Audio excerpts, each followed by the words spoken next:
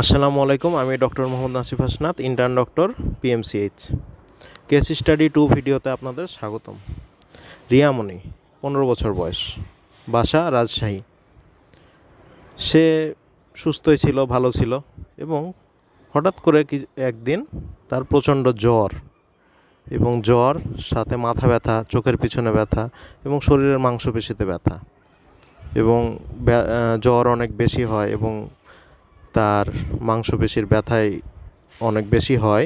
তার বাবা মা তাকে ডাক্তারের কাছে নিয়ে যায়। ডাক্তারের কাছে নিয়ে যাওয়া হলো এবং তার এই সব লক্ষণ শোনার পরে ডাক্তাররা ডেঙ্গু এনেশন টেস্ট এবং সাথে আরও কিছু টেস্ট দিল। কারণ এক্ষেত্রে আমাদের এই সব লক্ষণ আরও অনেক কারণেই হতে পারে। তার একটা কারণ হচ্ছে ডেঙ্গু। তো তার ডেঙ্গু টেস্ট করার পরে তার ডেঙ্গু আসছে, যে তার ডেঙ্গু হয়েছে, এবং ডাক্তার রিপোর্ট দেখার পরে তাকে বলল এবং তার প্লেটলেট কাউন্টও করতে দেওয়া হয়েছিল। এক্ষেত্রে পরবর্তীতে প্লেটলেট কাউন্ট দেখার পরে এবং তার অবস্থা দেখার পরে বললো যে আপনার হসপিটালাইজড হওয়ার দরকার নাই, আপনি বাসায় ট্রিটমেন্ট দিতে পারবেন। এবং বাসায় তাকে লিখে দেওয়া হলো যে তরল খাবার বেশি করে খেতে হবে, ফলমূল খাবে, এছাড়াও তাকে বেড রেস্টে থাকতে হবে, এবং জ্বর আসলে এবং ব্যথা হলে প্যারাসিটামল জাতীয় ওষুধ খেতে হবে। অর্থাৎ প্যারাসিটামল এক্ষেত্রে দেওয়া হলো। এবং প্যারাসিটামল মানে হচ্ছে আমরা সাধারণত যে নাপা বা এই যে ওষুধগুলো খাই, এগুলো হচ্ছে প্যারাসিটামল।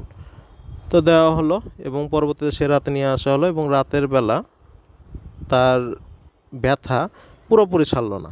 নাপা খাওয়ানো হলো কিন্তু পুরোপুরি ব্যথাটা সারল না। তখন তার বাবা ভাবলো যে ব্যথা এত কষ্ট পাচ্ছে মেয়ে, কী করব? তখন সে একটা ফার্মেসি থেকে ব্যথার ওষুধ নিয়ে এসে তাকে দিয়ে দেওয়া হলো। ব্যথার আমরা যে ওষুধগুলো খাই, সেই ব্যথার ওষুধগুলোর মধ্যে একটা তাকে খাওয়ানো হলো সেই ব্যথার জন্য। এবং পরবর্তীতে কী হলো, কয়েক ঘন্টা পর দেখা গেলো যে তার অবস্থা খারাপ হয়ে গেছে। কি হলো, তার হচ্ছে দাঁতের গোড়া দিয়ে, মাড়ি দিয়ে, তারপরে মুখের ভিতরে, তারপর শরীরের বিভিন্ন স্থান দিয়ে রক্ত পড়া শুরু হয়েছে, এবং রক্ত থামছে না, এবং রক্ত পড়তে আছে এবং কোনোভাবে থামানো যাচ্ছে না। তখন তাড়াহুড়ো করে তাকে হসপিটালে নিয়ে যাওয়া হলো, এবং নিয়ে যাওয়ার পরে ডাক্তাররা অনেক প্রচেষ্টার পরে, অনেক দেখার পরে তারপরে তাকে হচ্ছে প্লাটিলেট দেওয়া হলো, এবং এছাড়াও অনেক প্রচেষ্টার পরে তাকে কোনো মতে স্টেবিলাইজ করা হলো, এবং আস্তে আস্তে সে ঠিক হওয়ার পর্যায়ে আসলো। তখন সে তার বাবা ডাক্তারের কাছে যে বলছে, আপনি কি ট্রিটমেন্ট দিলেন যে আমার মেয়ের ব্যথা তো কমলোই না, জ্বর তো ব্যথা পুরোপুরি সারলো না, এবং জ্বর পুরোপুরি সারলো না রাতের বেলা, আর আপনার হচ্ছে আপনি ব্যথার ওষুধও দেননি, আমার মেয়েটা কষ্ট পেল, সাথে আপনার এই কয়েক ঘন্টা পরে এই অবস্থা খারাপ হয়ে গেছে, এই অবস্থা। তখন বলছে ডাক্তার যে আপনার এই অবস্থাটা কী কারণে হলো, আপনি কি আমার দেওয়া ওষুধ বাদে আর কোনো ওষুধ দিয়েছিলেন? বলছে হ্যাঁ, আপনি তো ব্যথার ওষুধই দেননি, আমার মেয়েটা ব্যথায় কষ্ট পাচ্ছিল, তো আমি ব্যথার ওষুধ তাকে খাইয়েছি। তো ভুলটা এখানেই ছিল যে ডেঙ্গু রোগীর আমাদের অলরেডি প্লাটিলেট কিন্তু কমে যায়, এবং এই প্লাটিলেটটা আমাদের রক্ত প্রবাহ বন্ধ হতে সাহায্য করে।